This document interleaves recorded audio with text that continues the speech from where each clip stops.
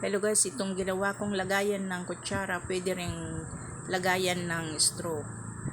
Ayan, bubutasan lang natin dito sa may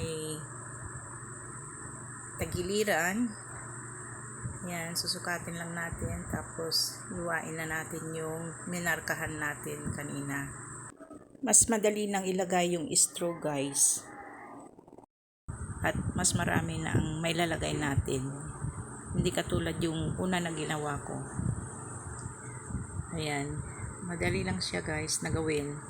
Kung sakaling naabot mo ang puntong ito at nagustuhan ang aking video, huwag sanang kalimutang i-like and share. Huwag sanang ipagkait ang inyong pagla-like o pag-heart kasi hindi ko naman ikayayaman yan eh. Maski yun lang, natulungan nyo na ako. Laking pasasalamat ko na sa inyo yun guys. Gamit ang malinis na kamay, ilagay na natin ang straw sa loob. Ganyan lang guys. Oh. Sana huwag kayong magsasawang manood sa aking mga ina-upload.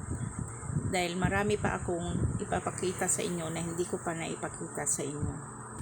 At kung may natutunan ka sa aking binahaging video, huwag kalimutang i-share para makita rin ng iba. Salamat sa panonood guys at hanggang sa muli. Thank you and bye-bye.